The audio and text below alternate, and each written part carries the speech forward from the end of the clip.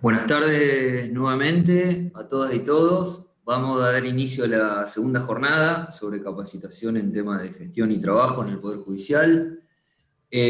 Antes que nada, el tema de las consultas y las dudas nos vamos a manejar de la misma forma que se hizo en el día de ayer, a través del chat, y posteriormente a las exposiciones se van a poder evacuar en forma verbalmente. Yo las voy a ir leyendo o los doctores le van a ir contestando. En esta oportunidad, la capacitación va a estar a cargo del Centro de Capacitación Judicial. En primer lugar va a hablar el doctor Luciano Pagliano, quien es director del Centro de Capacitación Judicial y juez de Cámara Civil y Comercial de la Sala 2 de acá de Santa Fe. Lo va a acompañar el doctor Gabriel Abad, quien es juez de primera instancia civil y comercial de la sexta nominación de acá de Santa Fe, y el doctor Pablo Gómez, abogado auditor de la Secretaría de Gobierno de la Corte Suprema de Justicia. Doctor Pagliano, lo escuchamos.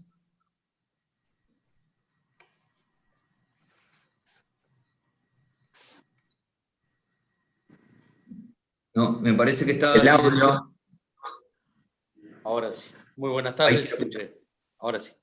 En primer lugar, decía el agradecimiento a las letradas y letrados que nos están acompañando, también procuradoras y procuradores, para todos ellos nuestro agradecimiento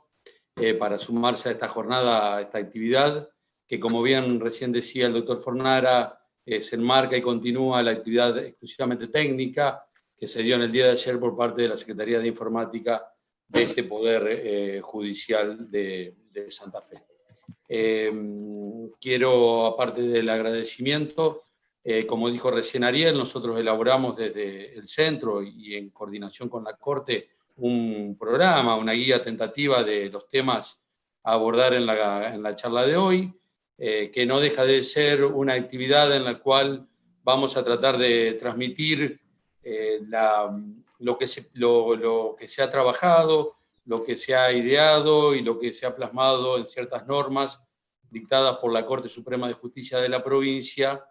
a raíz de toda esta situación excepcional por la cual estamos viviendo, y que no dejan de ser normas de emergencia, independientemente de que, como toda norma de emergencia, y como estamos acostumbrados en nuestro país, generalmente las normas de emergencia después vienen para quedarse y adquieren el carácter de permanente. Esperemos que esta vez eso no suceda y que oportunamente el legislador santafesino se haga eco de toda esta realidad diferente, en la cual no solo nos trastoca la vida, en todos los ámbitos, social, familiar y particular, en lo que estamos precisamente hoy, en el ámbito forense de nuestro trabajo, sea que estemos trabajando en el Poder Judicial o sea, como la mayoría de ustedes que trabajan en el ejercicio libre de la profesión. Entonces no deja de ser la jornada un intercambio entre ciertos temas, un intercambio entre amigos, con algunas dudas, consultas que ustedes puedan tener y de la cual, como siempre yo digo, todos aprendemos, no por el hecho de que uno esté dando las palabras, se siente en otra condición o se considera que es superior o sabe todo lo que está hablando, porque muchas veces en los mismos encuentros, igual que en el ejercicio de la docencia, es cuando más se aprende, cuando uno se nutre de los alumnos, se nutre de los asistentes, se nutre, en este caso, de tan calificado auditorio como son los letrados y letradas que nos están acompañando.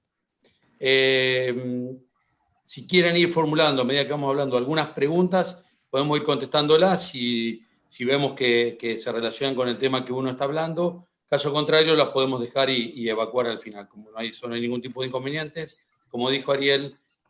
por el chat las preguntas nos va a llevar a un mejor orden expositivo y desarrollo de la clase. En primer lugar, lo que tenemos pensado para hablar, para tratar de dejar algunos puntos claros, pero que también sirve tenerlo siempre presente para el ejercicio de la profesión, es recordar, y ya a medida que yo voy a ir mencionando algunos institutos procesales, algunos elementales y básicos que te van a decir, pero esto no nos va a venir a decir esto, pero lo podemos vincular con la normativa excepcional dada por la Corte. Por eso lo primero que nosotros pensamos es tratar de hacer un breve repaso de lo que se entiende, muy sintético, por los días y horas hábiles judiciales.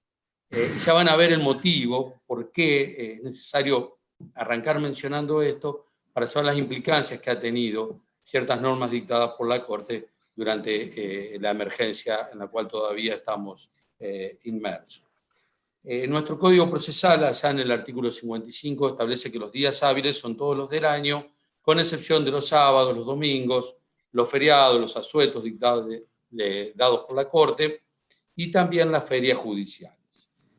Y las horas hábiles son las que transcurren desde la hora 8 hasta la hora 20 de cada día que se considera hábil. Caso contrario, todos sabemos que para poder practicar una diligencia fuera de esos días y horas hábiles, tenemos que solicitar la habilitación de días y horas hábiles, inhábiles, mejor dicho, ante la situación, por ejemplo, de la posible frustración o pérdida de un derecho. Uno siempre da el ejemplo, hay mucha gente del interior de la provincia que lo sabrá a esto y lo habrá vivido, cuando necesitamos a lo mejor secuestrar una máquina cosechadora y está trabajando un fin de semana en determinado lugar y tenemos que recurrir a la justicia para que nos dé la habilitación para practicar esa diligencia, precisamente en días y horas inhábiles. Las horas hábiles, y acá ya hay un primer punto que tenemos que recordar e influye estas disposiciones, las horas hábiles son distintas de lo que se considera hora de oficina. Tradicionalmente, y desde hace prácticamente 30 o 40 años, fijadas desde las 7 de la mañana hasta las 13 del mediodía, y que también difiere de lo que se denomina horario de atención al público, tradicionalmente de las 7:15 hasta las 12:45 horas. ¿Y por qué les traigo esto? Porque a raíz de toda la situación que estamos viviendo, la Corte, a través de sus distintas reglamentaciones, de sus acordadas, ha modificado los horarios de oficina, las horas hábiles no, porque eso es disposición del Código. Lo que modificó son las horas de oficina, que ahora coinciden con las horas de atención al público y que varían de acuerdo se trate de juzgados del interior, se trate de juzgados de la ciudad de Santa Fe o de la ciudad de Rosario o tribunales. Con lo cual, hoy por hoy, lo que hay que tener presente, y siempre hay que tener en cuenta esos horarios, más cuando ahora, ya después se va a explicar, esta gran posibilidad que nos da la tecnología y la informática de poder presentar los escritos a distancia. Si antes para ir hasta el juzgado de San Cristóbal, el profesional probablemente tenía que viajar y presentarlos, hoy por hoy no tiene que viajar, pero tendrá que saber en qué horario trabaja el juzgado de Distrito Civil y Comercial de la ciudad de San Cristóbal. Entonces, los horarios hoy por hoy los tenemos de 8 a 13 en el interior o en algunas sedes del interior, tenemos, de 7 a 12, en Santa Fe tenemos de 8 a 13 y también en Santa Fe tenemos de 14 a 19. Este es el horario de atención al público que ahora está coincidiendo con lo que se denomina horario de oficina. Siempre a tenerlo presente para la presentación de los escritos, porque ya vamos a volver sobre este aspecto puntual. Y vinculado con esto, porque en definitiva de lo que estamos hablando es del tiempo en el proceso, aparecen los plazos procesales. Y sabemos que cuando allí, por la segunda semana de marzo, comenzó todo este boom negativo del coronavirus, del COVID-19, lo primero que hicieron todos los tribunales del país y de la región y del mundo, incluido, podemos mencionar, hasta la propia Corte Interamericana de Derechos Humanos, lo primero que ha hecho fue cerrar las puertas, y en ese cerrar las puertas, si se quiere decir de manera gráfica, como primera reacción a este enemigo invisible que no se sabía qué era. Creo que hoy ni los médicos saben de lo que se trata, pero bueno, esperemos que ya estemos más cerca de la salida. Allí lo que tenemos que tener en cuenta es que la Corte lo que dispuso respecto de los plazos fue la suspensión de los plazos procesales en las unidades jurisdiccionales con asiento en toda la provincia de Santa Fe. Esta suspensión de los plazos procesales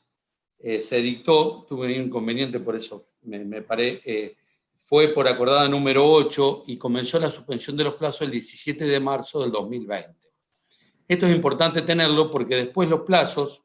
la Corte lo que hizo fue suspender los plazos, pero ahí empezaron las dudas y creo yo que es importante a lo mejor clarificar este aspecto. ¿Qué plazo suspendió la Corte en esa primera acordada? Y los plazos que estaban corriendo, o sea que el plazo para contestar la demanda, para ofrecer pruebas, para incidentar una nulidad de una notificación, para apelar una sentencia, para expresar agravios. pero no importó, si uno lo lee a esa primera resolución de la Corte, no importó algo que es trascendente y que después se puede desmenuzar de las resoluciones aclaratorias y ampliatorias de la Corte, no importó la suspensión de todos los plazos, también, o mejor dicho, que tiene que ser llamada como paralización del proceso. Por lo tanto, a mí me suspendió el plazo para contestar la demanda, pero no me suspendió el plazo de caducidad que estaba corriendo. Ojo con esa cuestión. No suspendió tampoco, en esa primera acordada, otros actos procesales que no estaban sujetos a plazo. Por ejemplo, una determinada audiencia. La celebración de la audiencia no estaban suspendidas. La realización de una constatación no estaba suspendida. Esto generó cierta incertidumbre y creo que con muy buen tino la Corte Suprema de la provincia posteriormente fue aclarando y ampliando y en definitiva, aun cuando las resoluciones de la Corte no lo digan, todo ese periodo pasó a ser una suspensión de todos los plazos, una especie de paralización del proceso en los términos que lo enseña Jorge Peirano. En esto siempre hay que tener en cuenta el librito de Jorge Peirano y tenerlo a mano, La detención del procedimiento civil de Orbis, un libro que tiene más de 30, 40 años, luego reeditado por Nueva Tesis como Los tiempos del proceso civil, que explica bien esta diferenciación.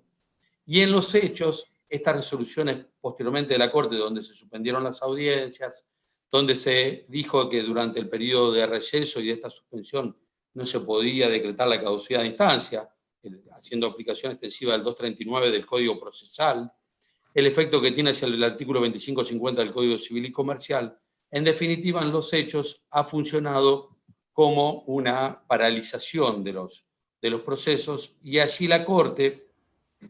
únicamente, ustedes recuerdan y lo deben saber bien porque habrán seguramente litigado durante esta época, fue habilitando ciertas materias que se consideraban urgentes, en primer lugar sin indicarlas, con lo cual habría que recurrir analógicamente a lo que decía la ley orgánica, y luego fue ampliando con indicaciones concretas hasta por fuero de cuáles eran las materias que se podían tramitar durante este periodo excepcional. Y lo importante de esto es que luego, y ya lo hemos superado, esperemos no volver con esta situación pandémica, luego la Corte fue suspendiendo, dejando sin efecto la suspensión de plazo y por lo tanto ordenando la reanudación de manera paulatina en los distintos asientos de la provincia. Y aquí, porque en su momento se generó algún tipo de duda y algunas preguntas que tuvimos que evacuar y charlar el tema, no se necesita, en lo que uno entiende, no se necesita por parte de los jueces y de los tribunales, una vez que se reanudaron los plazos, ningún decreto ni ninguna resolución haciendo saber a las partes de que se habían reanudado los plazos. Esto, aclaro, la geografía de la provincia es muy amplia, es independiente de que algún juzgado o algún tribunal lo haya dispuesto así de esta manera para dar a lo mejor más claridad o certeza a los derechos que estaban en debate. Pero lo que entendemos es que como la misma naturaleza de la norma que dispuso la paralización y la suspensión de los plazos y de manera automática, con debida comunicación, de la misma manera lo hizo la Corte, con la misma herramienta, con la debida anticipación, comunicación, publicidad, ordenó esa reanudación de los plazos de manera paulatina en las distintas circunscripciones y asientos jurisdiccionales de la provincia. Entonces, esta es una segunda consecuencia fundamental a tener en cuenta. Sepan ustedes, si al 17 de marzo teníamos 3 días que nos habían corrido para contestar la demanda en un juicio ordinario, una vez que se reanudaron los plazos, nos quedaban 12 días para poder contestar el traslado de la demanda. Y por último, y aquí sí llega otro tema también que anuda para cerrar este primer aspecto del tiempo en el proceso, el siempre mal llamado día de gracia, porque en realidad lo que técnicamente corresponde denominar es el plazo de gracia. El plazo de gracia, todos sabemos que lo tenemos establecido en nuestro código y que es una regulación que en su momento se explicó muy bien para tratar de evitar en primer lugar, conjugar cómo se cuentan los plazos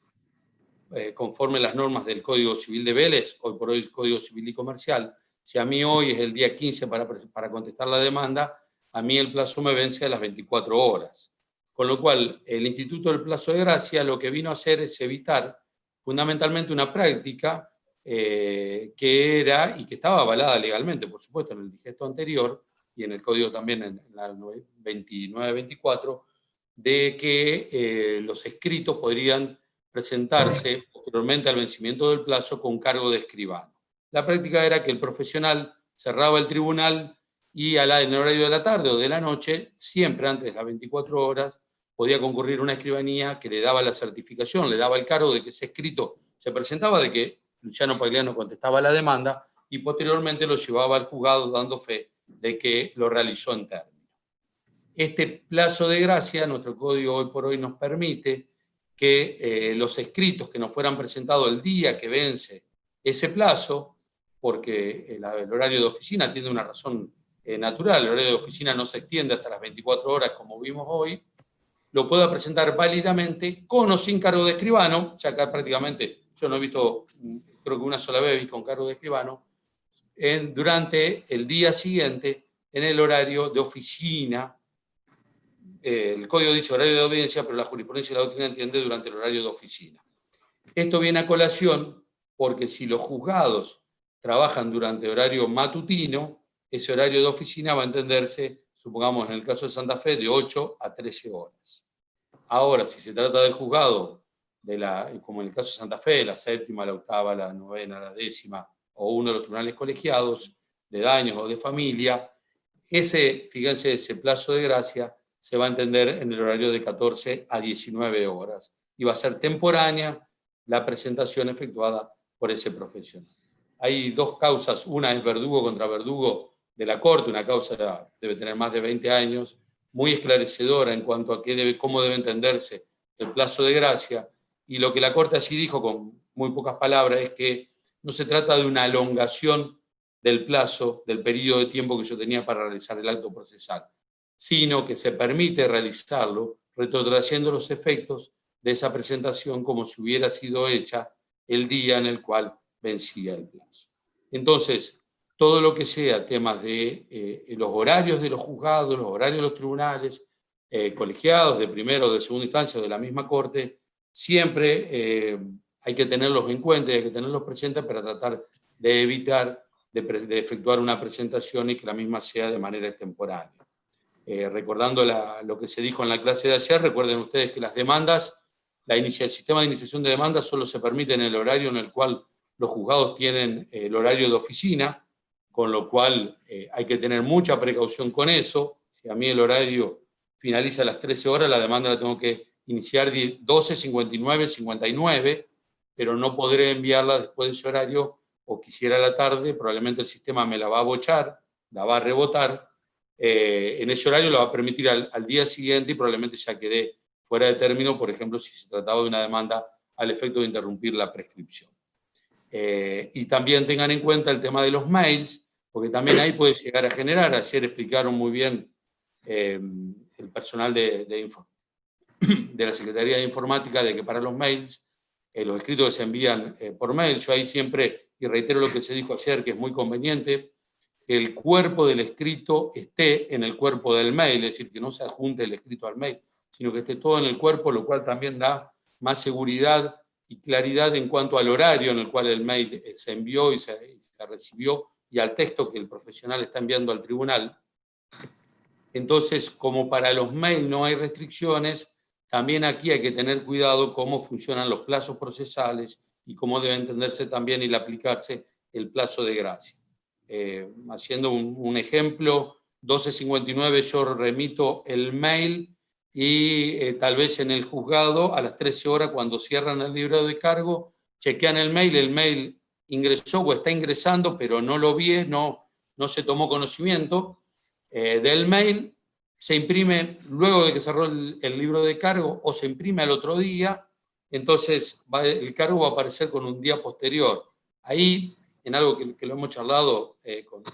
con Gabriel y con Pablo, es decir, creo yo que la buena fe es lo que juega, por eso es importante el escrito en el cuerpo del mail, y probablemente lo que vamos a tener que atender para la temporaneidad es el momento en el cual enviaron el mail. Si el mail entró antes de las 13 horas, no hay duda de que el mail es temporáneo.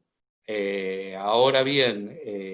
independientemente de que el cargo es la certificación actuarial, pero bueno, en este caso debería interpretarse que esa certificación actuarial está dando fe de que el escrito ingresó en el sistema electrónico, que es la forma que se está haciendo normal para la presentación de los escritos, prácticamente normal, y que va a venir a convivir y a regular toda la actividad tribunalicia hacia futuro, deberá considerarse temporal. Por supuesto, como yo siempre digo, aquí juega mucho la buena fe de todos, de parte del tribunal, y la buena fe de los profesionales que litigan, y el hecho de que el tribunal considere, supongamos en ese ejemplo, de que es temporáneo y provea por interpuesta excepción y corra ese traslado, no mella y no mengua la posibilidad de la contraparte que entiende de que a lo mejor es extemporáneo de plantear un incidente, con lo cual tendrá que en su momento ser resuelto por si se genera un caso de ese tipo. Pero la realidad indica de que esta buena fe, esta confianza que va generando el sistema. Hago un paréntesis y un solo ejemplo. Nosotros, creo que todos los que estamos aquí hemos contratado parva de veces ya, sin saber quién está del otro lado, comprando, comerciando, alquilando, contratando un viaje, un paseo, una entrada a un espectáculo, a un partido, a lo que sea, y estamos acostumbrados a esta relación a distancia y esta contratación a distancia, independientemente de que muchas veces, y lo veo uno acá en el tribunal, puedan suscitarse casos judiciales por alguna cuestión engañosa o tramposa que pueda suceder en ese comerciar, en ese intercambio, en esa actividad. Pero aquí lo fundamental es, entonces, no le tengamos miedo al empleo de la informática, no le tengamos miedo ni temor. Es decir, cuando, por ejemplo, yo doy el ejemplo, cuando entran los escritos aquí en la sala, nadie anda preguntando, ¿será el doctor Gabriel Abad el que remitió el escrito o no será él? O alguien le habrá hackeado el mail. Y nosotros lo tomamos como prácticamente es la norma, todos lo toman como es del doctor Gabriel Abad, que es el abogado de la parte de doctorado, de la parte demandada. Por supuesto, le quedará a su contraparte o le quedará a él si considera que en realidad ha sido fraguado o ha sido víctima de algún tipo de fraude informático, venir y plantear y se esclarecerá. Pero me parece que la buena fe es fundamental para toda esta normativa y esta nueva modalidad de trabajo que se viene implementando y mucho de los cuales va a venir evidentemente para quedarse. Y lo último que les digo, en esta primera parte les voy a pasar la palabra a Gabriel. Traten, lo que se dijo ayer en la reunión, en la charla de informática, traten de tener la confirmación del envío por parte del tribunal, de tener el correo que ustedes tengan o bajarse algún aplicativo. Yo mucho de informática no entiendo, pero uno va aprendiendo a medida que va necesitando, de tener el aplicativo que les dé la respuesta por parte del tribunal de que se recibió el escrito por mail que ustedes enviaron. Sé que hay algunas preguntas, no sé, Ariel, si hay alguna relacionada a lo que veníamos hablando o seguimos con la exposición y después volvemos. Sí, creo que conviene seguir y después Bien. volvemos. Hay una consulta sobre el libro de asistencia de los profesionales, Bueno. que está habilitado los martes y viernes, pero bueno. Dale. Seguimos con la exposición y después volvemos con las preguntas y arrancamos a leer del principio. Por supuesto, este es el primer panorama y las primeras consecuencias que, en cuanto a plazos, horas hábiles, días hábiles, creo yo que nos afecta en la modalidad de trabajo de todos los que estamos aquí en este encuentro. Gabriel, te doy la palabra. Bueno, gracias Luciano. Buenas tardes a todas y todos. Es un gusto estar aquí charlando, en definitiva, como recién lo anticipaba Luciano y como lo anticipaba Ariel. Son buenos estos intercambios en la medida de que permiten, por un lado, receptar las dudas e inquietudes que se puedan presentar desde el lado de los profesionales y por otro lado también un poco entender cuál es la lógica y cuál es la forma de trabajo que viene implementando el Poder Judicial a partir de esta situación de emergencia que obviamente es de público conocimiento y no merece mayor comentario. Lo que voy a tratar de compartir es un poco ciertas temáticas. Por un lado, la cuestión de la presentación de escritos y demandas, por otro lado, la cuestión de los actos de comunicación que va a tener el juzgado con otros organismos, llámese mediante el diligenciamiento de oficio, exhortos y vistas. Por otro lado, las notificaciones electrónicas, aspecto por ahí bastante controversial, y finalmente el tema del desarrollo de audiencias. Esto un poco como para ponernos en una especie de mapa de tratamiento de estas cuestiones. Lo realizaremos en un cierto desarrollo y después obviamente quedaremos abiertos a las preguntas, dudas, inquietudes, cuestiones que se vayan generando. Y en definitiva, también como lo decía Luciano, a escuchar posibles sugerencias y tenerlas presentes para siempre ir mejorando el servicio que nosotros desde este lado pretendemos dar. En este marco entonces, bueno, vamos a iniciar con la presentación de escritos y con la presentación de demandas. Como bien sabrán, bueno, ayer tuvieron una capacitación propiamente técnica respecto del inicio de demandas por vía electrónica. No quiero tampoco reiterar los conceptos allí vertidos, fueron explicados el procedimiento técnico para el inicio. Sí quiero hacer referencia a la posibilidad de presentación de escritos que en este caso ya no atañen a una nueva presentación, a una nueva demanda, sino que atañen a expedientes que ya se encuentren en trámite en el tribunal. En este sentido, tenemos que tener en cuenta que ya la reglamentación de emergencia de la Corte viene habilitando, y todos los juzgados así lo han recetado, la posibilidad de la presentación de escritos por vía electrónica. Esto, obviamente, con la idea, con la finalidad de evitar la menor concurrencia posible de la gente a los edificios, a los respectivos edificios del Poder Judicial en toda la geografía provincial.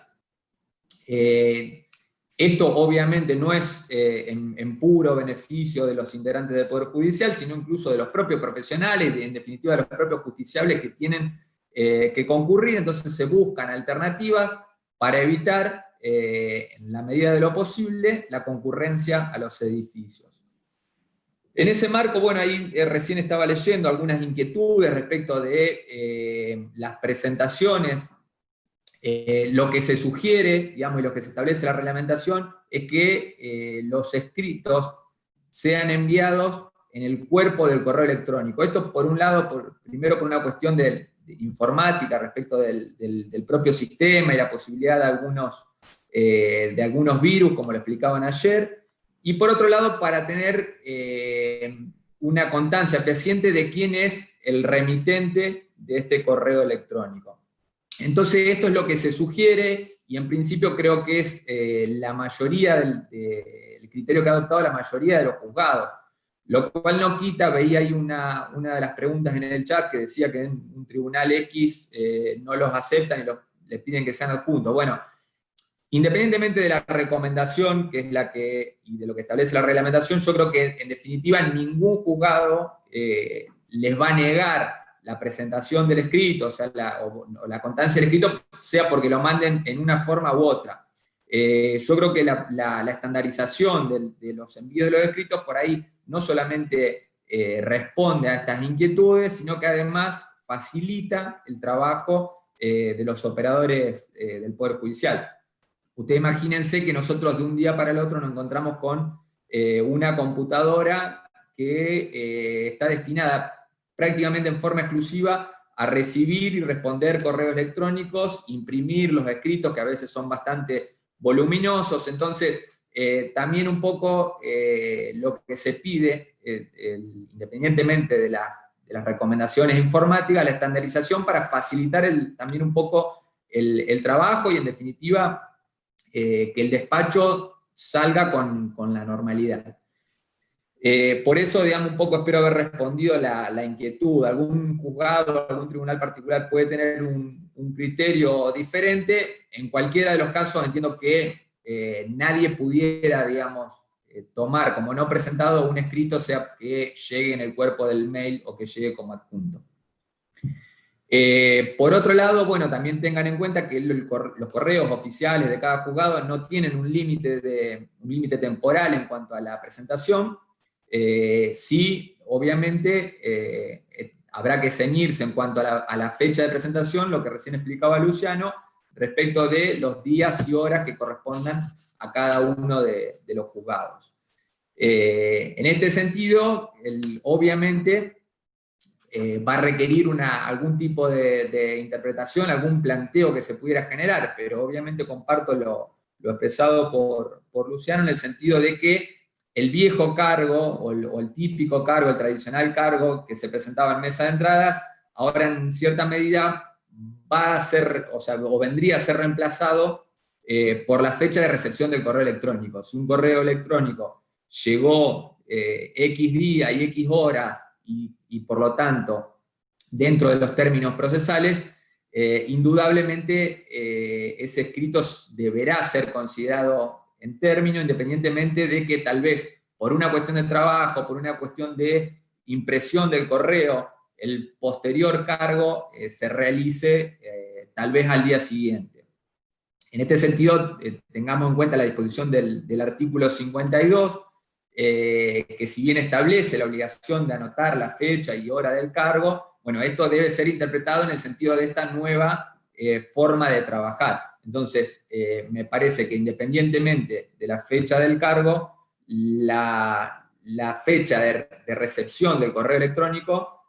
va a operar como un elemento indubitable a la hora de determinar la temporalidad o no del escrito. Expresado esto, vamos a continuar con el desarrollo de los actos de comunicación. Bueno, como ustedes sabrán, la Corte ha venido trabajando y lo sigue haciendo en la generación de determinados convenios o programas marco como para efectuar las comunicaciones y vistas. En este sentido, ustedes ya lo habrán visto, las comunicaciones a la caja forense respecto de las vistas se realizan en forma electrónica, es decir,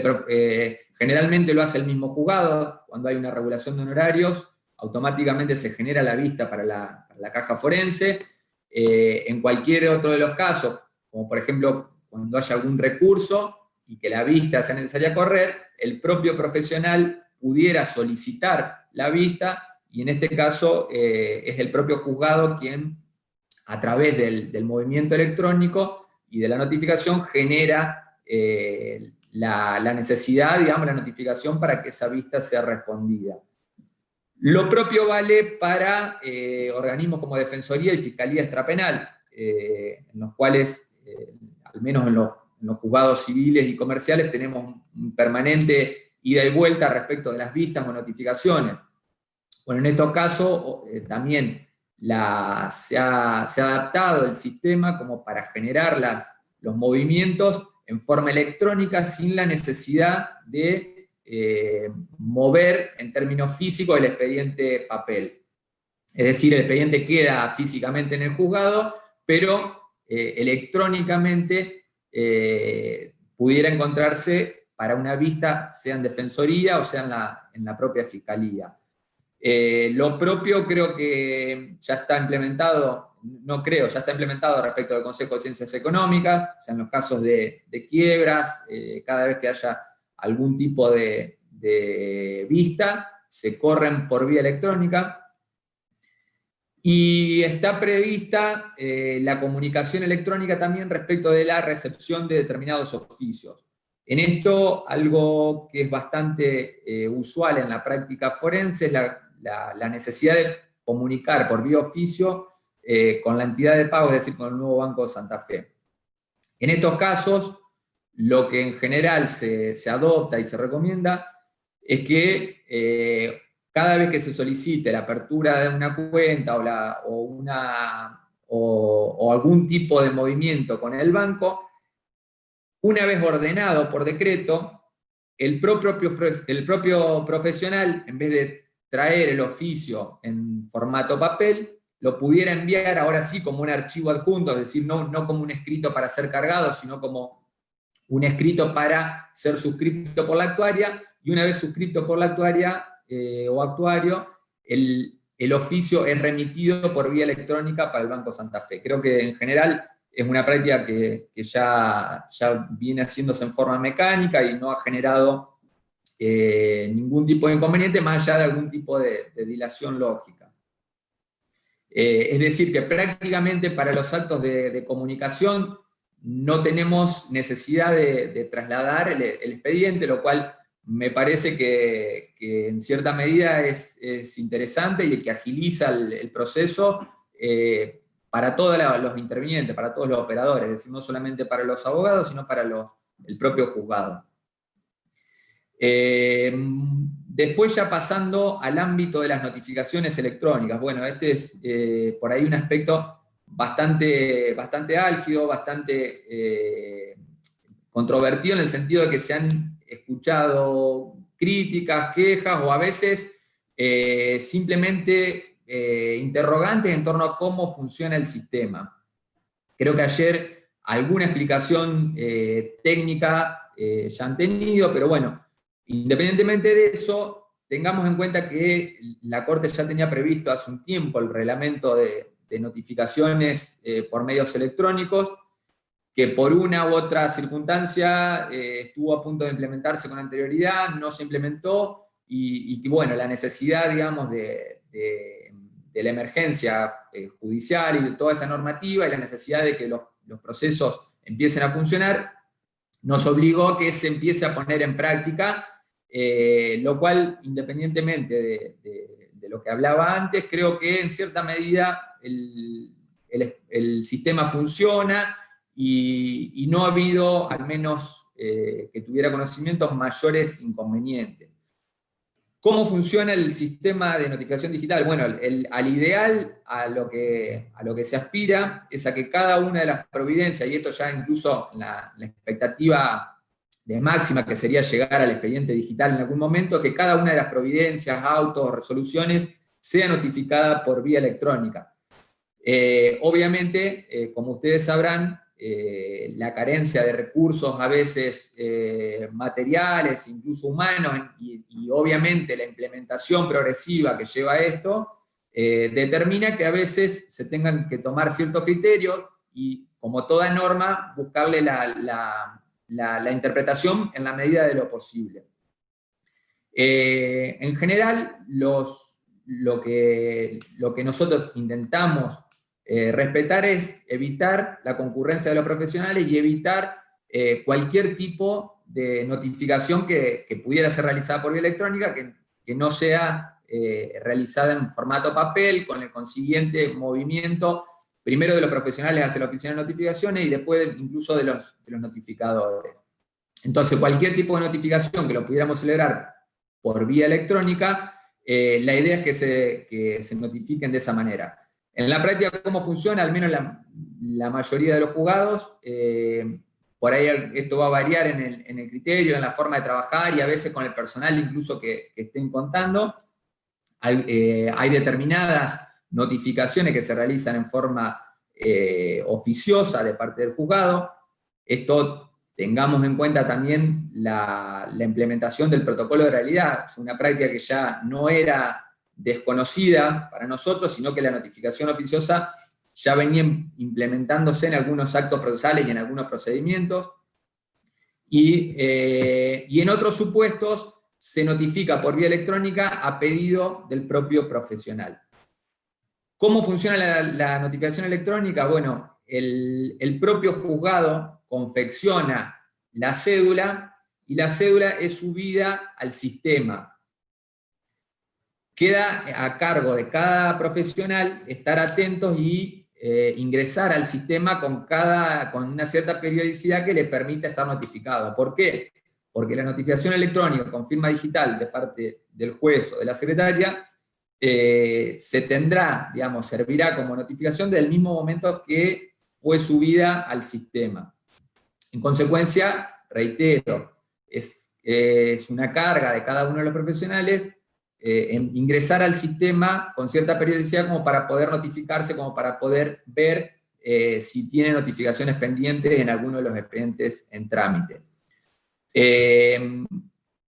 Hay que tener en cuenta, por otro lado, y en forma paralela a esto, el correo de cortesía, lo cual por ahí genera confusiones. muchas veces los profesionales dicen, no, a mí no me llegó ningún correo. El correo de cortesía es un correo que, como lo dice la denominación, es de cortesía y va a llegar en aquellos supuestos en los cuales el profesional haya tenido denunciado un domicilio electrónico que esté cargado al sistema. Entonces lo único que le va a decir el correo, este correo enviado, le va a decir usted tiene nuevas notificaciones. Lo cual va a operar en definitiva como un recordatorio, como un aviso para que el profesional ingrese al sistema. Con el ingreso al sistema va a poder comprobar efectivamente las cédulas que tenga pendientes. Tengamos en cuenta algunas cuestiones. Muchas veces sucede que se solicita, se notifique determinado decreto con firma digital. Bueno, hasta ahora tenemos algunas limitaciones dadas por los destinatarios de esta cédula digital, y obviamente los destinatarios van a ser los profesionales que estén cargados en el expediente. Indudablemente un primer decreto de demanda o una notificación que haya que ser diligenciada en el domicilio real no va a poder ser notificada por este medio y no va a quedar otra alternativa que la tradicional notificación en papel. Respecto de esto, bueno, no sé, ya después vamos, no quiero detenerme mucho con las exposiciones para no ser reiterativo, especialmente con aspectos o conceptos que ayer pudieron haberse dado, y en todo caso después lo veremos en las preguntas que puedan surgir, o incluso en la exposición del doctor Gómez, que también va a hablar sobre el sistema en general. Y por último, a lo que quería hacer referencia era al desarrollo de audiencias. Bueno, obviamente, a partir de esta situación y de esta obligación de distanciamiento social, a veces obligatorio y a veces buscado, digamos, en la medida de evitarlo en lo mejor posible, se comenzaron a celebrar audiencias por vía remota. La Corte las habilitó en su momento, y ahora cada uno de los juzgados tiene su propia agenda como para tomar los respectivos actos procesales por vía remota, sea a través de plataforma Zoom o plataforma Meet, o incluso a veces con videollamadas. ¿Cómo funciona esto? Bueno, en la práctica, obviamente esto dependerá del tipo de audiencia y por ahí las facultades ordenatorias del juez. Hay muchos supuestos en los cuales, como se empezó a experimentar, como se empezó, digamos, con las pruebas pilotos, son en las audiencias de oralidad, la primera audiencia, que en general es una audiencia de conciliación y básicamente de proveído de pruebas. Después creo que se ha ido avanzando y aún audiencias testimoniales se han empezado a celebrar bajo esta modalidad de audiencia remota. En este marco, bueno, hay determinadas pautas que habrá que respetar y obviamente garantizar el derecho de defensa de las partes. Si bien la determinación de la forma de audiencia pudiera ser facultad ordenatoria del juez, bueno, habría que, en su caso, escuchar a las partes respecto a alguna situación problemática que se pudiera plantear. En general, uno cuando toma una audiencia de esta manera exige una cierta de disposiciones protocolares a modo de asegurar, por un lado, la propia presencia de las partes. Esto quiere decir que se celebren con las cámaras encendidas, de manera que cada uno de los interlocutores pudiera ver al otro, y bueno, tomar los recaudos pertinentes. Indudablemente hay audiencias que pudieran llegar a ser bastante controversiales, que pudieran llegar a generar problemas o incidencias en los cuales esta modalidad puede llegar a ser complicada, y hay determinadas audiencias en las cuales la celebración remota o virtual pudiera no ser posible, como el típico caso de una audiencia de reconocimiento documental. En consecuencia, hoy estamos conviviendo con estas dos modalidades de celebración. Por un lado, la la posibilidad remota, si se dan las circunstancias, si no hay inconvenientes, si en general las partes no presentan objeciones, y en la seguridad también de que se están priorizando o intentando tutelar la salud de cada uno de los intervinientes. Y por otro lado, en los casos en que esta modalidad no sea posible, bueno, celebrar las audiencias en forma presencial, garantizando, digamos, las medidas de distanciamiento y el cumplimiento de los protocolos sanitarios, y además intentando evitar que las audiencias se puedan superponer, que se encuentren, digamos, una circulación de gente que conspire contra las medidas, digamos, que se intentan tutelar. Fuera de esto, yo ya desde mi parte creo haber explicado al menos como marco introductorio lo que tenía pensado. Sí, también recomendarle a los profesionales que independientemente de que no resulte exigible, sí es bueno en las presentaciones que pudieran denunciar no solamente el correo electrónico, sino además un número de celular, de WhatsApp, de manera de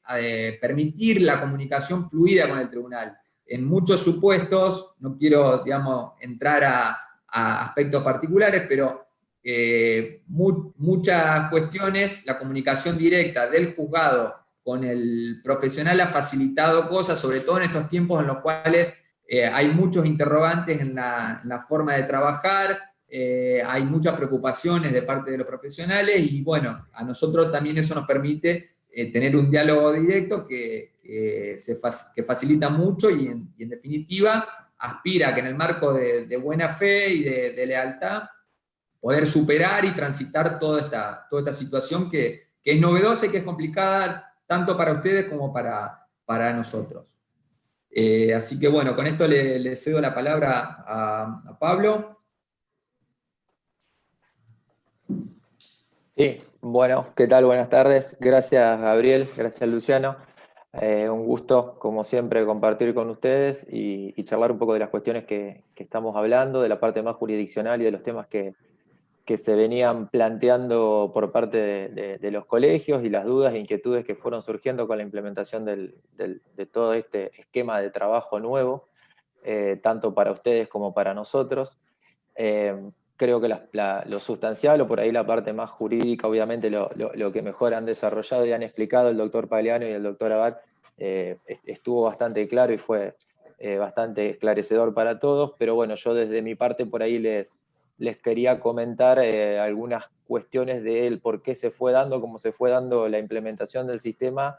a qué apunta, a qué apuntamos, digamos, y básicamente despejar cualquier duda o inquietud que por ahí esté dando vuelta y que uno entiende. Fueron meses bastante caóticos al principio,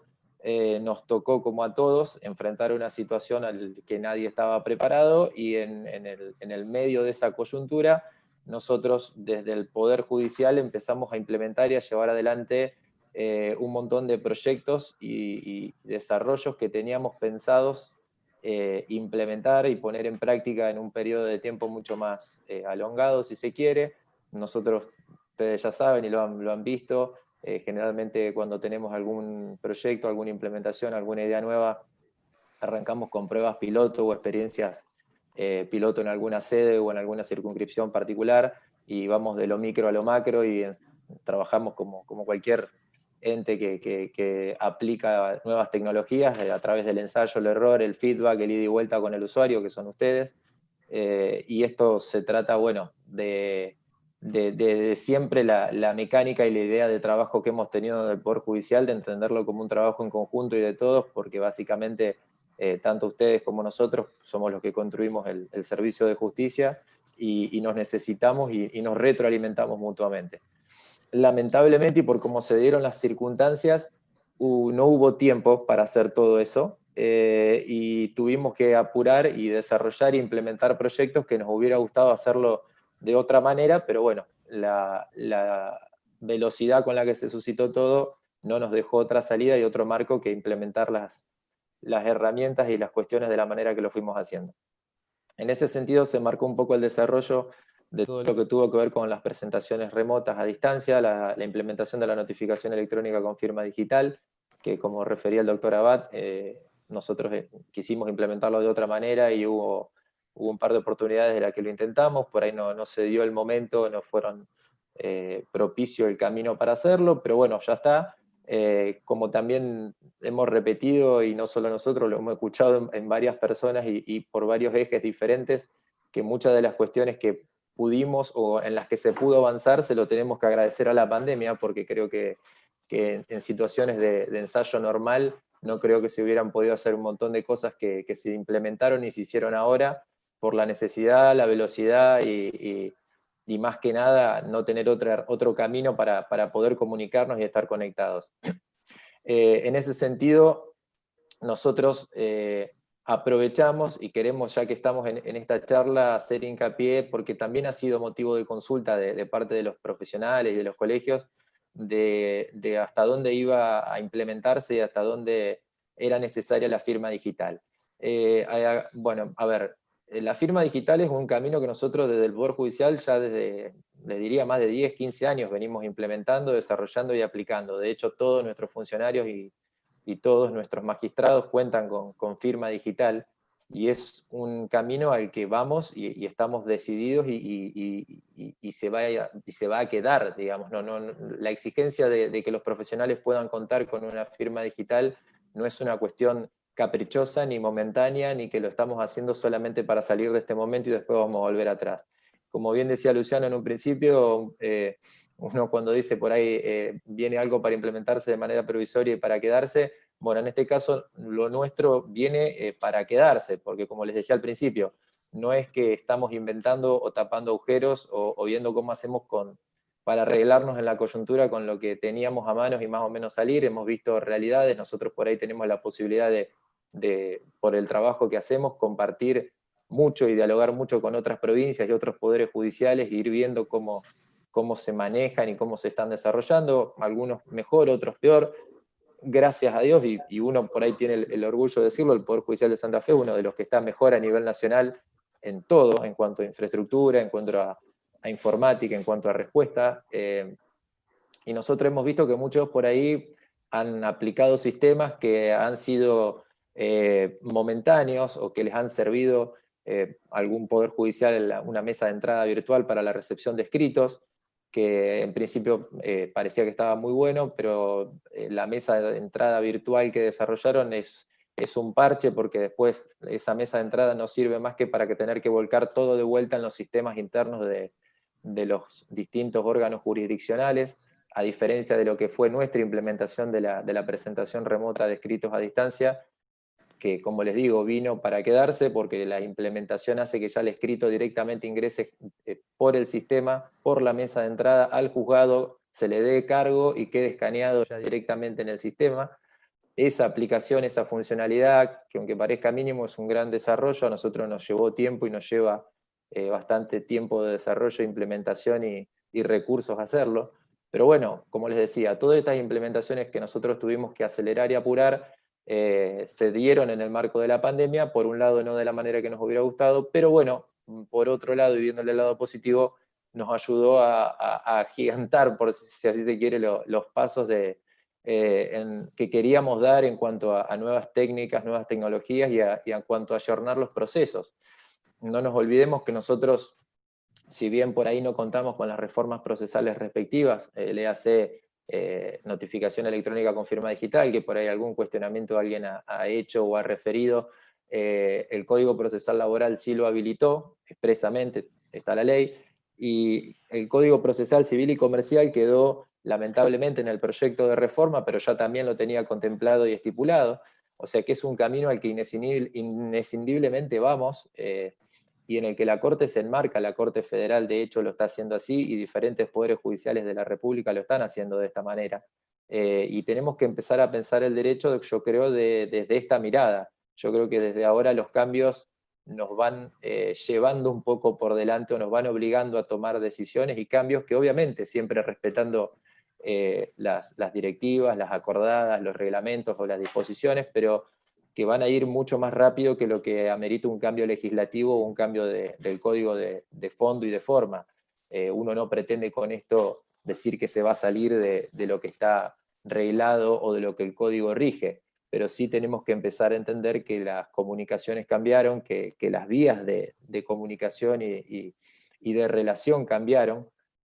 Muy probablemente y seguramente esto va a pasar, la pandemia se va a terminar en algún momento y la vida se va a normalizar de alguna manera, pero creo que no va a volver a ser lo mismo de antes, y creo que esto sirvió un poco también para que empecemos a tener una mirada y un pensamiento crítico también nuestro hacia adentro y hacia cómo venimos pensando y desarrollando el derecho, que por ahí ha variado y ha mutado, y esto sirvió un poco para que lo podamos ver desde esa perspectiva.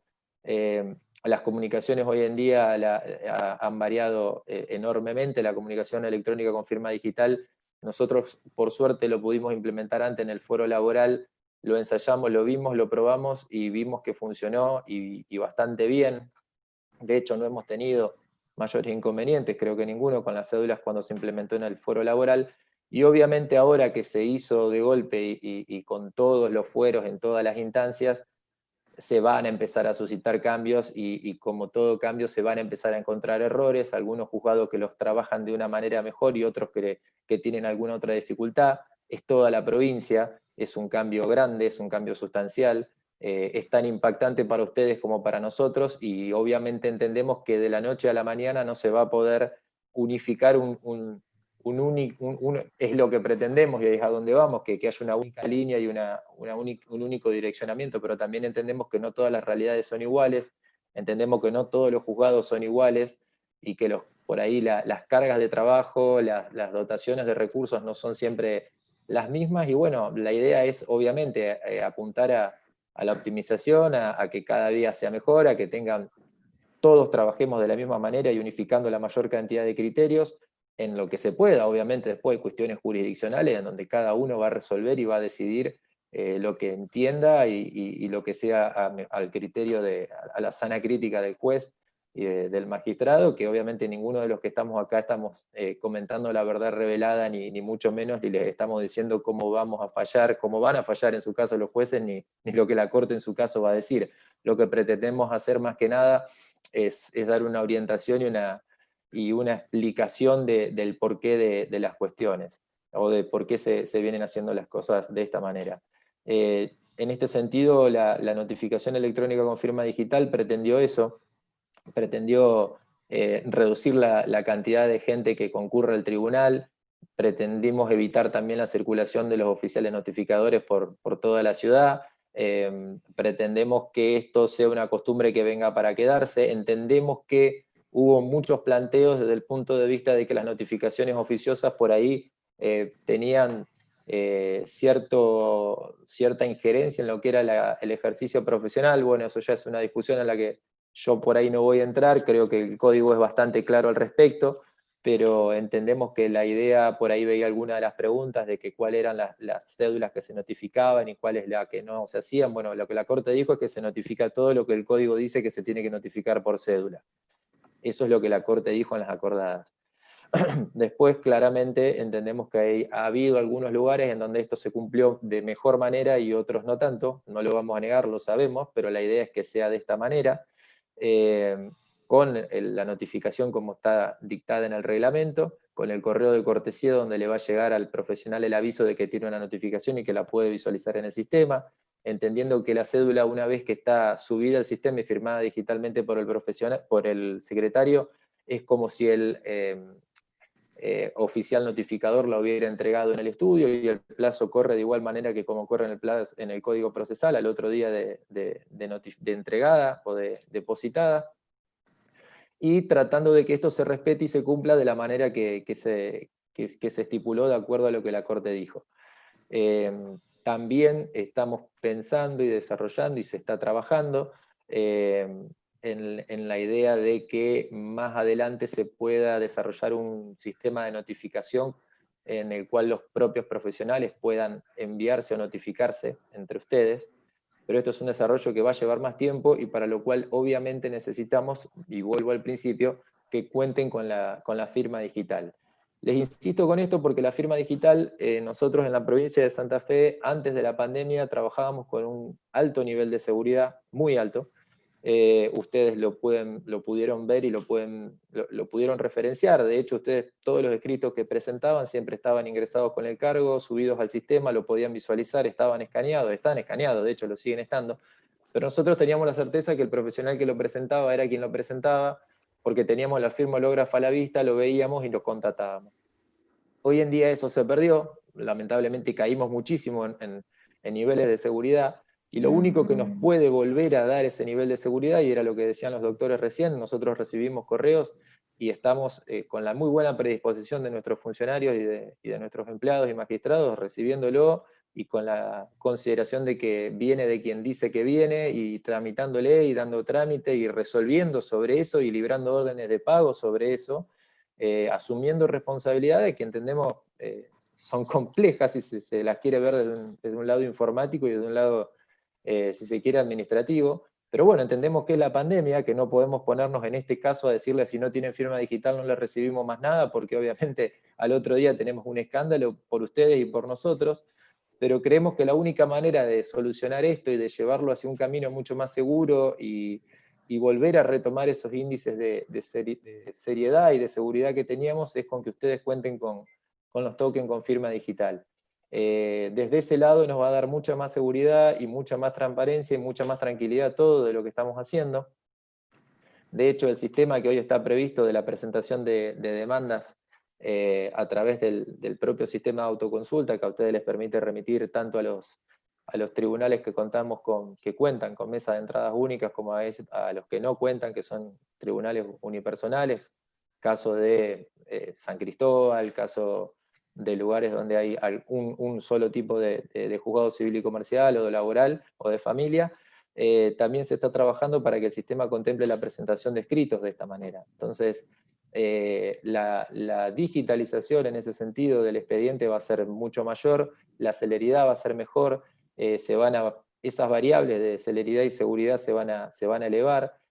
pero siempre y cuando podamos contar con esto, con la posibilidad de que ustedes tengan esta herramienta que nos dé seguridad a nosotros y que les dé seguridad a ustedes de que lo que estamos litigando e interviniendo en el caso son las partes que realmente dicen serlo. De hecho, hoy en día la firma digital, y dicho por la ONTI, que es el organismo nacional que lo otorga, da más seguridad que hasta la firma hológrafa, porque la firma hológrafa,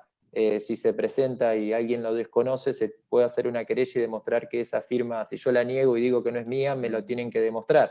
En el caso de la firma digital, la carga de la prueba se invierte. Si yo envío algo firmado digitalmente y después digo que yo no lo envié, el que tengo que demostrar que esa firma no es mía soy yo.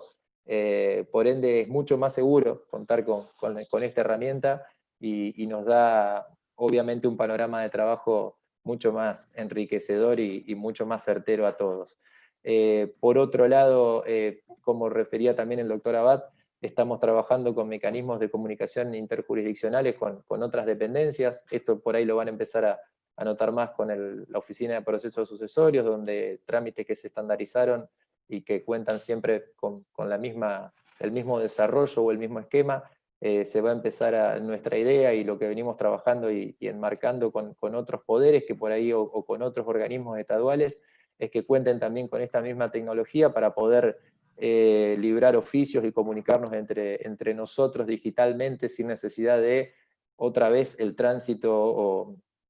o la pérdida de tiempo también, si se quiere, que lleva el diligenciamiento de una comunicación, que estamos acostumbrados muy a métodos por ahí muy rudimentarios. Yo la vez pasada, por reuniones que estoy teniendo con Banco de Santa Fe y otras entidades, veíamos el tema de boletín oficial, que por ahí hasta hoy se sigue contando la cantidad de palabras que lleva. Parece mentira, pero seguimos contando la cantidad de palabras que tiene un edicto, y en base a eso se cobra, y en base a eso se envía del banco después al boletín oficial. Bueno, todos procesos y trabajos que estamos redireccionando, procesando de otra manera y tratando de encontrar un mecanismo, un método de trabajo más asequible y más práctico para todos. La idea, obviamente, como siempre, van a faltar cosas, estamos tratando de hacer lo mejor posible y tratando de que esto sea beneficio para todos. Nadie pretende acá hacer conculcar ningún derecho, ni perjudicar a profesionales, ni mucho menos. Lejos de eso, nuestra mirada no va por ahí. La mirada de la Corte nunca fue por ese lado. La idea es tratar de hacerlo mejor con las herramientas que tenemos y tratar de incorporar la mejor tecnología y trabajar de la mejor manera con todos ustedes. Entendemos que sí hay cosas que tenemos que mejorar, pero bueno, también el escenario de la pandemia nos generó a que tengamos que, por ejemplo, tomar decisiones en cuanto a la asistencia de profesionales al tribunal y dejar que estos casos sean excepcionalísimos, digamos, no por una cuestión de que no querramos que vengan, sino por una cuestión de que los contagios existen, están, y ahora nosotros en Santa Fe los estamos empezando a vivir más crudamente. Ya hemos tenido que aislar un juzgado laboral por este tema, hemos tenido un similar problema por ahí también nosotros con algún compañero en una secretaría del tribunal, que también tuvimos que por riesgo aislar a contactos, y bueno, son todas cuestiones que nos han hecho tener que escindir los horarios de trabajo, tener horarios por mañana y por la tarde, que nos han hecho que desdoblemos el personal para que no estén todos juntos y podamos respetar de mejor manera el distanciamiento social, invertir mucho, y eso está perfecto en todo lo que tuvo que ver con cuestiones sanitarias, de higiene y de cuidados, y hasta ahora, por suerte, hemos venido trabajando bien y no hemos tenido mayores inconvenientes o mayores sustos. Hemos invertido mucho, como decía Gabriel, en el tema de las audiencias a través de Zoom, que hoy en día Zoom, como todos saben, no es una plataforma que nació para esto. Zoom fue para dar clases de manera remota, y hoy en día sin el Zoom básicamente estaríamos complicados, porque desde las audiencias, desde el foro penal hasta las audiencias de oralidad ahora, y las del foro de materia extracontractual de daños, también las estamos haciendo a través de la plataforma de Zoom, y siempre apelando a lo mismo, a la buena predisposición, más allá de las cuestiones de derecho ilegales y el cumplimiento de la norma, a la buena predisposición y a la buena comunicación entre todos, entre profesionales, magistrados, empleados. También hemos ayornado y entendemos que es un cambio que también viene para quedarse, la comunicación entre los juzgados, ya sea por mail,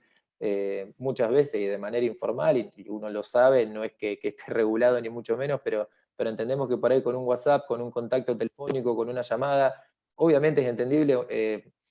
uno comprende a veces la necesidad de respuesta, y esto que la imposibilidad de concurrir al tribunal pareciera que nos aleja, pero bueno, también hay que entender que, como le digo, no es un capricho, y muchas veces también los juzgados no pueden dar la respuesta rápida que uno esperaría que le den. Imagínense que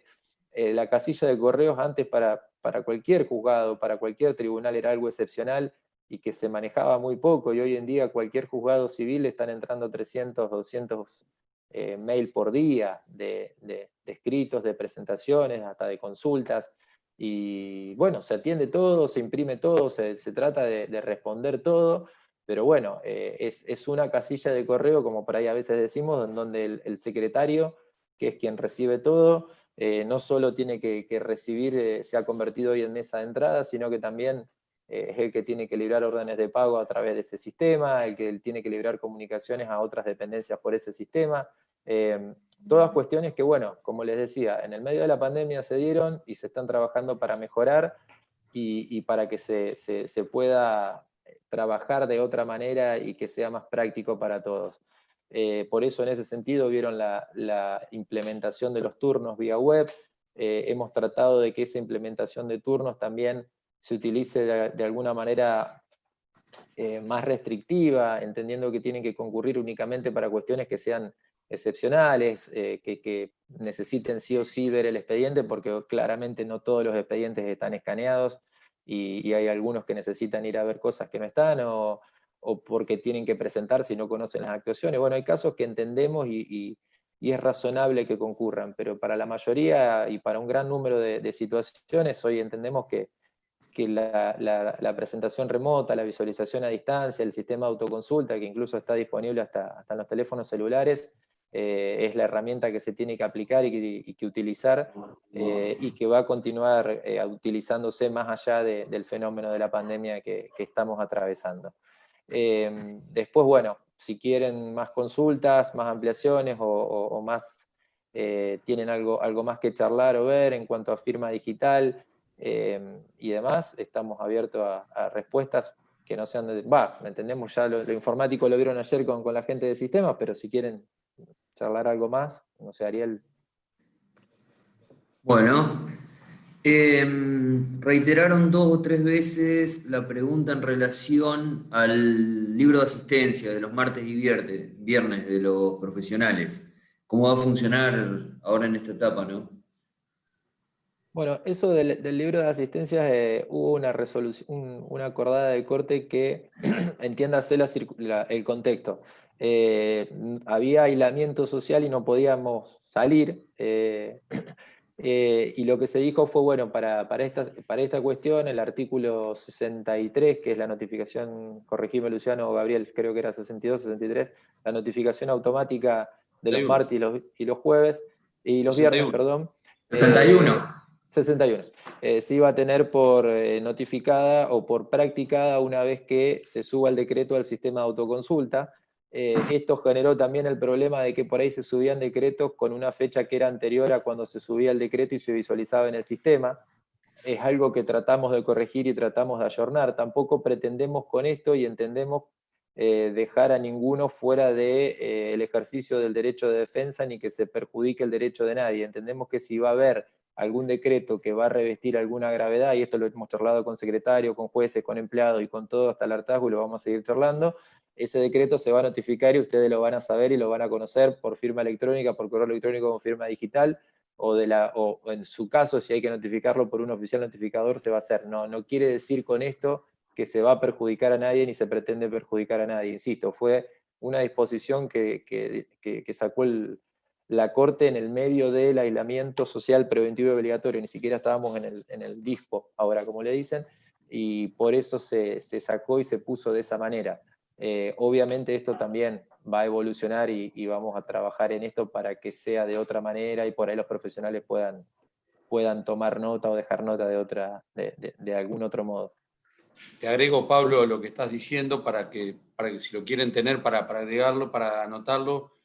Fue en el acta 14, en el acta de acuerdo número 14 de la Corte, fíjense la fecha, 13 de mayo del 2020,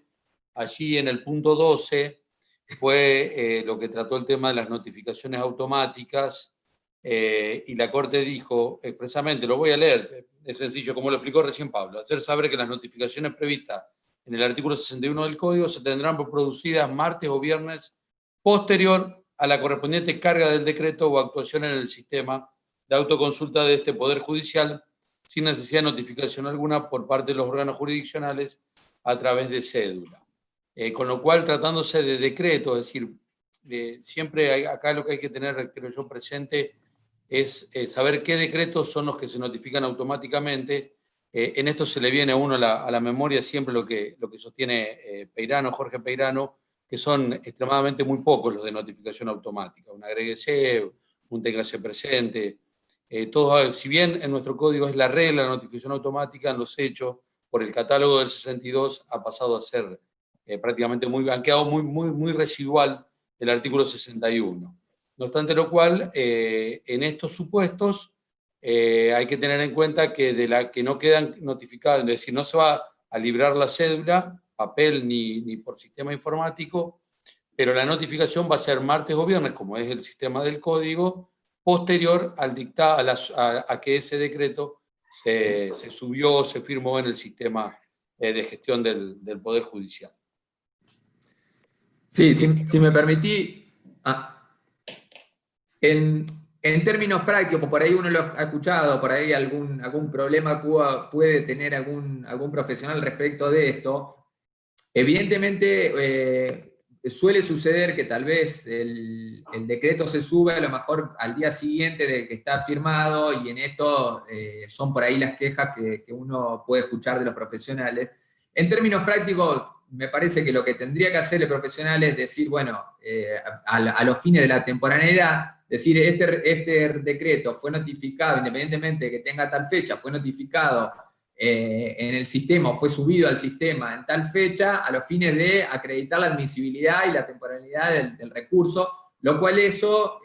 con el simple comprobante del sistema informático, se pudiera determinar. O sea, volvemos a lo que hablábamos antes. El tema que tal vez el cargo está sellado el día siguiente, pero que el correo va a tener validez si el correo llegó el día anterior, el día que tenía que llegar, y en esto aplicamos lo mismo. Me parece que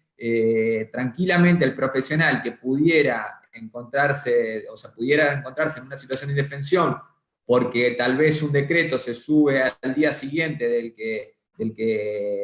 dice firmado, bueno, esto lo puede explicar eventualmente en su recurso, en su escrito, en lo que sea, y obviamente será tenido en consideración. Sobre estas particulares circunstancias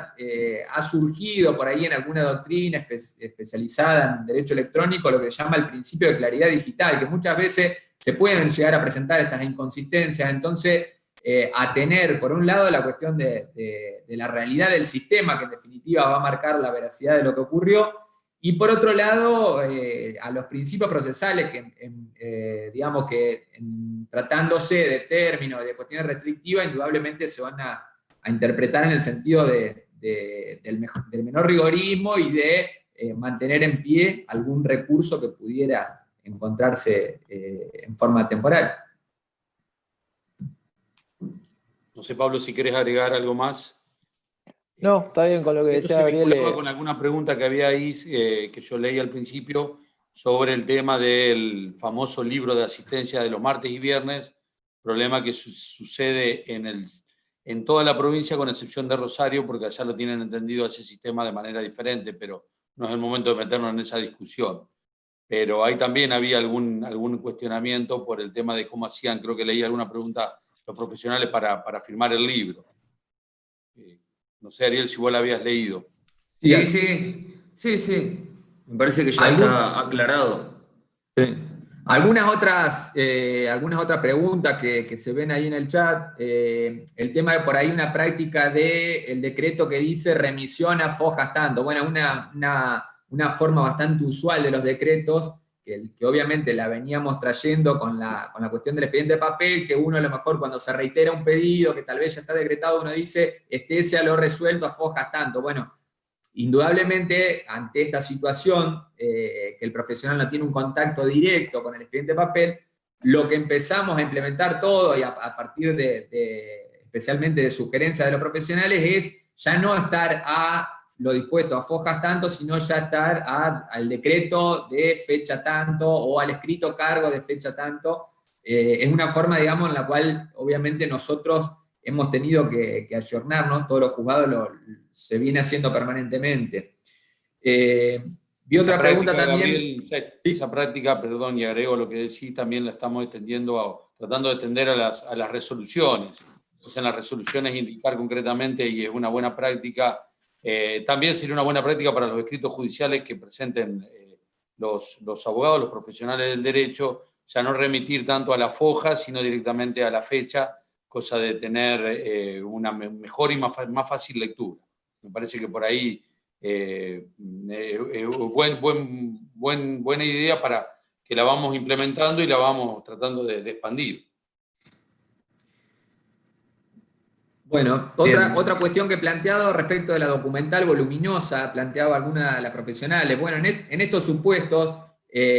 por ahí lo que pueden hacer los profesionales en estos casos es expresarlo en el escrito, expresarlo en la demanda, y solicitar un plazo o solicitar después un turno para acompañar eventualmente la documental, así como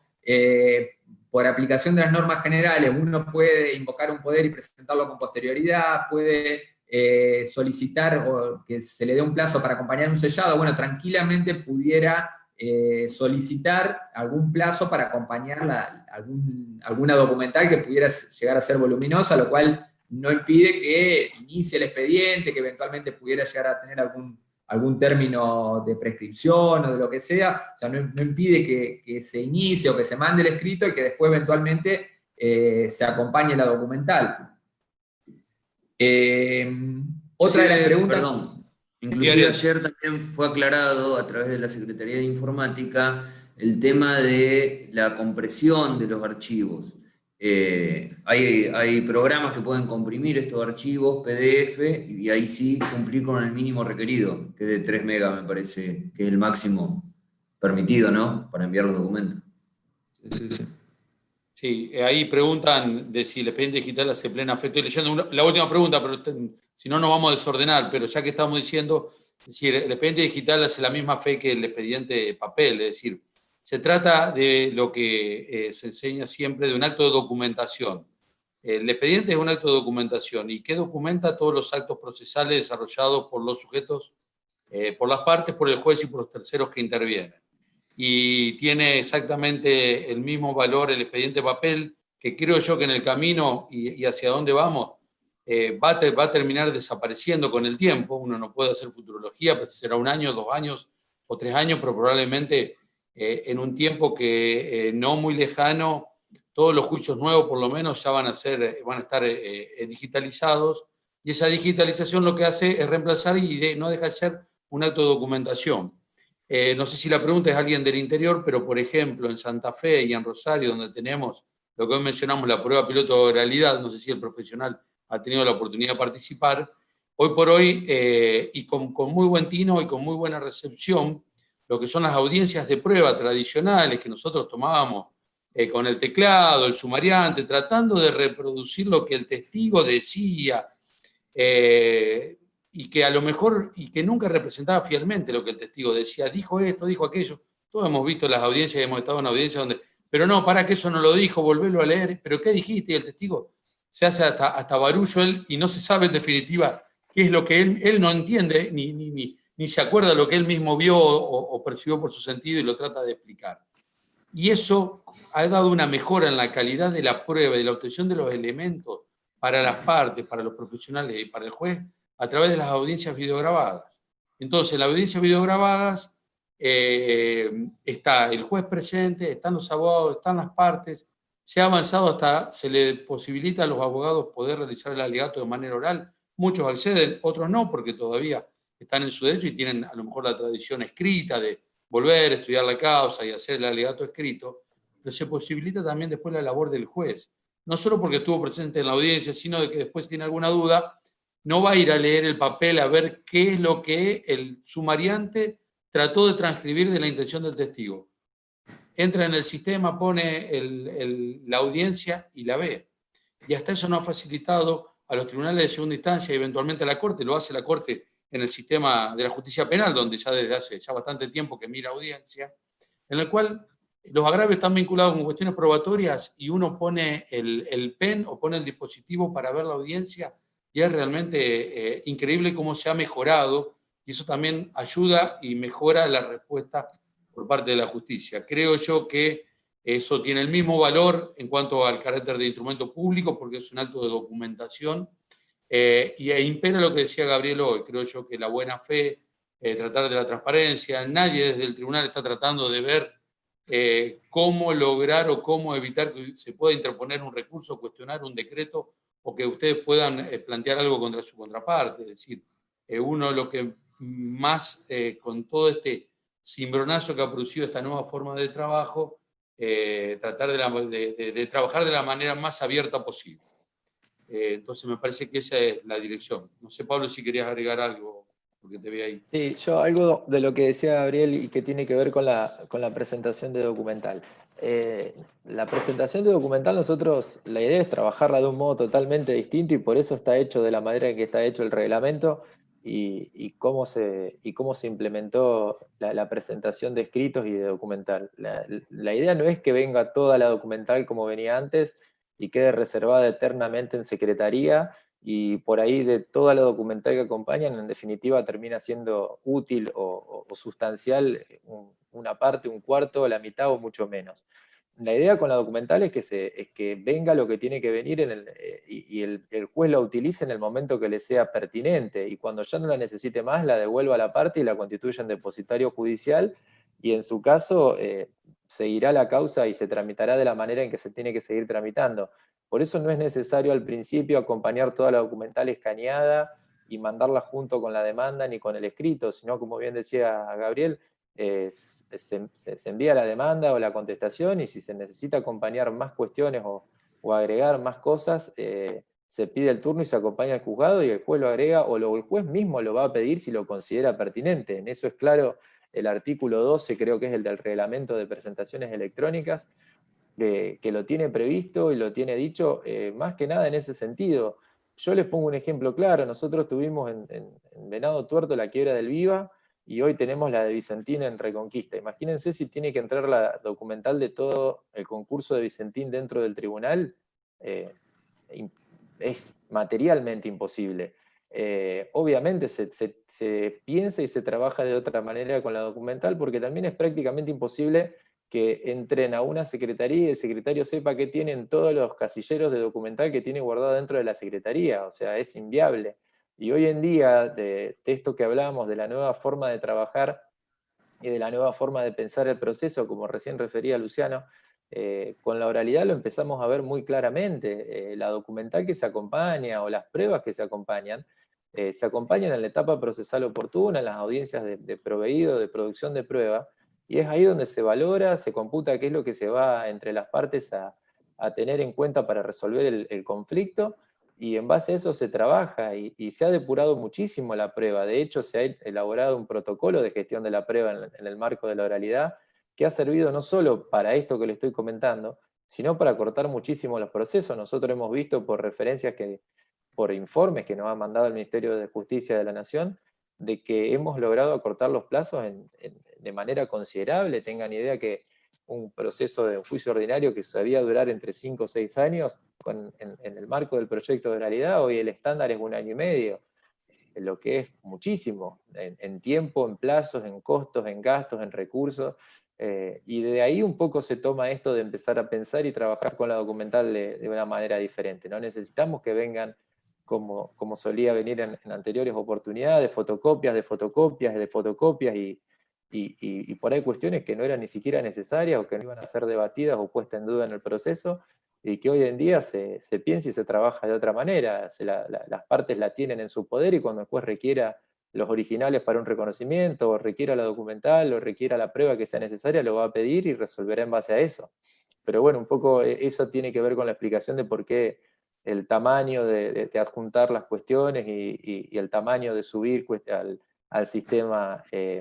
registros o presentaciones. Sí agrego que lo que sí hay que hacer en el escrito de demanda, porque recuerden, ahí vi algo que pusieron muy bien del Código Procesal Laboral, de la demanda,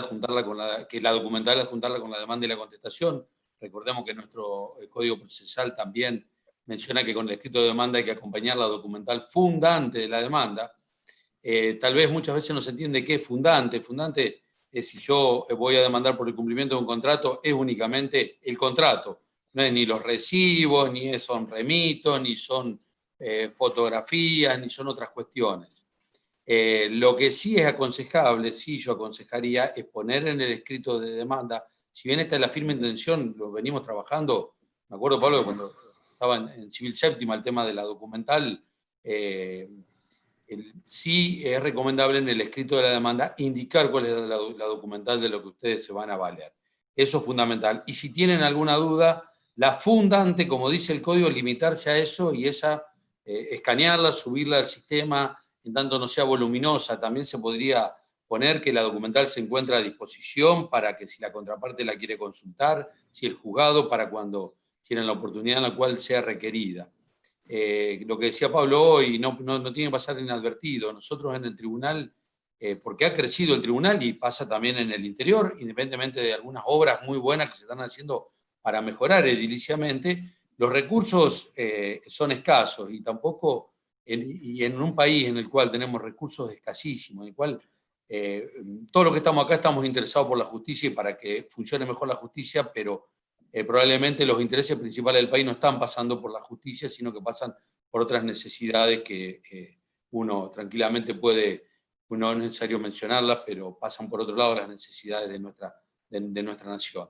Entonces, ver en los juzgados donde tenemos la estructura, por lo menos en Santa Fe, algunos juzgados del interior que yo conozco, la misma estructura de hace 50 o 60 años, con un aumento considerable exponencial en el número de casos, de causas, por la ampliación misma, si se quiere, de los derechos, no por la litigación, de misma ampliación de los derechos que hemos ido ganando a través, por ejemplo, de la reforma constitucional, como fue la reforma 94, hace que ediliciamente sea muy difícil para tener la documental en las oficinas que cuenta el tribunal. Entonces, puede ser esto una buena salida, creo yo que es positiva, y solo menciono de que cuando se trabajó el proyecto de reforma del Código, iba también en este sentido para apoyar esto, que no es que esto lo idea la Corte y es está delirando porque quieren hacerlo de esta manera, sino de que en otras provincias del país está así legislado, en algunos códigos más modernos, y es lo que se trabajó para el proyecto de reforma del Código, de que la documental ya no se lleve más al tribunal, salvo que se la quiera consultar las partes o el juez. Entonces me parece que por ese camino creo que también podemos todos trabajar mejor y hacer un proceso aún más lineal y más claro. Sí, Ariel. Bien. Se repite también la pregunta en cuanto a los escritos con firma digital en el cuerpo del mail cuando están patrocinando un cliente obviamente que no tiene esta firma digital. Creo que ahí principio también la buena fe, ¿no? Después algo que aún no se contestó. Pablo. Sí, te aclaro sí, eso te lo aclaro, Ariel, si querés. A ver, ¿Sí? La presentación la pueden hacer en el correo con firma digital. También vi que preguntaban,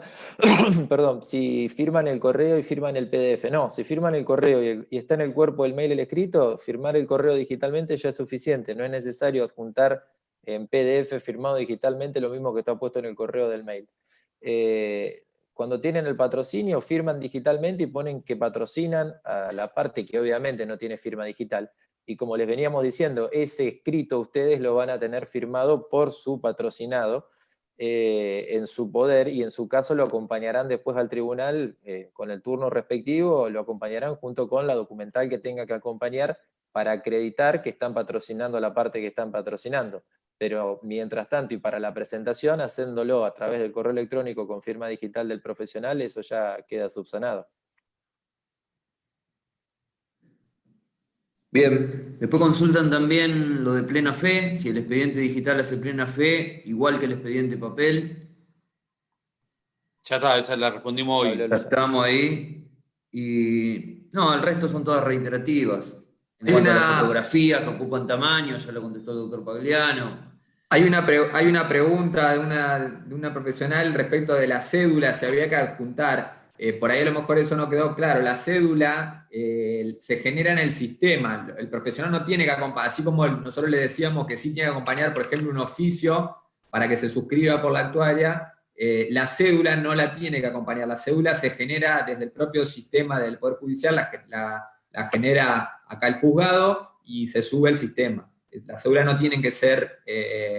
acompañadas por el profesional adjunto, digamos, sino que simplemente, en su caso, tiene que solicitar que se notifique con la cédula electrónica. Sí, agrego que había ahí alguna pregunta de disparidad de criterios, algo que hoy lo mencionamos un poco al pasar, pero Gabriel lo dijo también, en cuanto a qué es lo que se notifica y qué es lo que no se notifica de manera oficiosa por los tribunales. Es muy difícil con los recursos, es decir, la idea de la Corte y la impronta que marcó en las resoluciones en la acordada es tratar de ir hacia un sistema de notificaciones por cédula y que las cédulas las haga oficiosamente el tribunal, ni siquiera sin pedido de parte. Lo que sucede y la realidad indica de que el tribunal hoy por hoy y los distintos juzgados no cuentan, es decir, de cajón, y una primera cuestión fundamental es que no cuentan con todo el personal porque hay muchos integrantes del tribunal que a raíz de ser o personas de riesgo o por ser, por ejemplo, progenitores que tienen que quedarse con sus hijas y sus hijos, no concurren al tribunal, con lo cual los recursos humanos, ningún órgano jurisdiccional está trabajando con el 100%. Entonces, sí, efectivamente se advierten. Nosotros, cuento por ejemplo de la Cámara cuando hicimos las inspecciones, acá en la circunscripción número 1 hemos encontrado disparidad de criterios. Se trata de, la mayoría de los juzgados o tribunales lo que tratan de cumplir son con las notificaciones oficiosas de lo que son las resoluciones y las sentencias, todo aquello que se protocoliza, independientemente de que si hay casos que se ameritan por la urgencia o por la irreparabilidad del perjuicio, también se haga desde el juzgado de la cédula de notificatoria. Creo que tendremos o intentamos aspirar, hasta tanto haya alguna otra reglamentación o haya alguna ley o el nuevo Código Procesal, la idea es efectivamente tratar de notificar oficiosamente la mayor cantidad de resoluciones o disposiciones, o habilitar, como dijo hoy Pablo, en el sistema que lo puedan hacer directamente ustedes a la confección de la cédula. Pero sí, la disparidad de criterio, y también es muchas veces muy difícil poder trabajar todos de la misma manera, porque las realidades tampoco son iguales en cada asiento jurisdiccional que tiene la provincia. Sí, Pablo, si querías agregar algo. Sí, dos cosas. Uno, más allá de que entendemos la preocupación, por ahí leo las preguntas que algunas plataformas no permiten firmar digitalmente. Lo sabemos, entendemos. A ver, uno trabaja con el Outlook y nosotros firmamos, yo firmo digitalmente y todo lo que por ahí lo estamos manejando firmamos digitalmente. Igual es un tema o una preocupación que, como les digo, se va a ir subsanando a medida que no solo ustedes tengan la firma digital, también nosotros vamos a trabajar en la presentación de escritos tal como lo hacen con la demanda, y en ese sentido esto se va a superar, digamos, ¿no? No es algo que nos vamos a quedar en la coyuntura de que vamos a vivir con el correo electrónico. El correo electrónico en un punto también está pensado que desaparezca para las presentaciones, tanto como ya desapareció para las demandas, también para los escritos. A futuro es lo que tenemos pensado y va a pasar. Pero bueno, hoy en día Hotmail, por ejemplo, con Hotmail nosotros trabajamos y se envía, o por lo menos con el Outlook, y se puede firmar digitalmente, y es lo que tenemos pensado. Ahora bien, después en la instancia superadora, y como les decía, retomando un poco lo que hablamos al principio de niveles de seguridad, cuando ustedes cuenten con su firma digital y las presentaciones sean tal cual como la demanda, todo esto ya va a quedar superado y subsanado, y se va a trabajar de otra manera. Y otra cuestión que leía, que era que por ahí en algunos lugares las defensorías, creo que Rafaela, no le mandan el primer decreto de las sucesiones del expediente y pierde mucho tiempo. Bueno, es algo que obviamente charlaremos, trabajaremos. La idea de esto era un poco hablar, como referíamos al principio, de cuestiones generales, globales, pero bueno, tomamos todas estas cuestiones puntuales que ustedes nos cuentan y lo hablaremos con cada lugar, con cada dependencia, iremos charlando, es lo que hacemos todos los días, para tratar de mejorarlo y que suceda de la manera que tiene que suceder y que la Corte dijo que tiene que pasar. Así que bueno, hablaremos con las partes y charlaremos, y la idea es que todos trabajemos, como les dije al principio, de la misma manera y con el mismo lineamiento. Si no hay o alguna otra pregunta de parte de Gabriel, de Pablo, Ariel, mía, es decir, el agradecimiento, la predisposición de ustedes por estar ahí, estar dispuesto o predispuesto por si quieren mañana, pasado, la semana que viene, la otra semana, hacer preguntas, consultas, inquietudes. Saben que uno está disponible en el sentido, porque esto del trabajo mancomunado, conjunto, y siempre con buena voluntad vamos a ir mejorando algunas cuestiones que siempre se van suscitando y problemas. Así que de nuestra parte, reitero el agradecimiento, creo que nos hemos sentido muy cómodos y saben que cuentan con nosotros en el trabajo de cada uno tenemos para estar ahí si nos quieren llamar o preguntar. Así que muchas gracias a todas y a todos. Muchas gracias. Muchas gracias. Hasta luego. Gracias. Chao, chao.